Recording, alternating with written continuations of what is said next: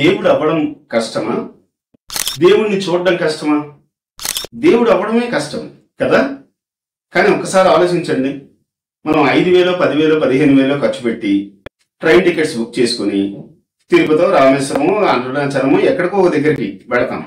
వెళ్ళి 5 నుంచి 10 గంటలు, 18 గంటల పాటు క్యూ లైన్లో నిలబడతాం.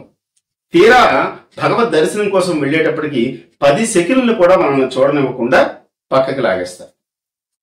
అంటే దేవుణ్ణి చూడడం ఎంత కష్టమో ఆలోచించండి. మరి దేవుడు అవ్వడం అది ఇంకా కష్టమై ఉండాలి, కానీ కాదు, చాలా సులువు. ఎలాగా అంటే మన చుట్టుపక్కల చాలా పురాతనమైన దేవాలయాలు ఉంటాయి.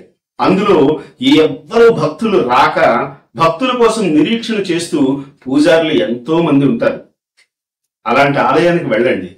వెళ్ళి ఒక్కసారి సందర్శన చేసుకుని తనివి తీరా భగవద్ దర్శనం చేసుకుని 1 గంట సేపు అక్కడ హాయిగా కూర్చొని ఆ పూజారి పళ్ళెంలో మీకు తోచినంత కనీసం 100 రూపాయలు ఆ పళ్ళెంలో వేయండి.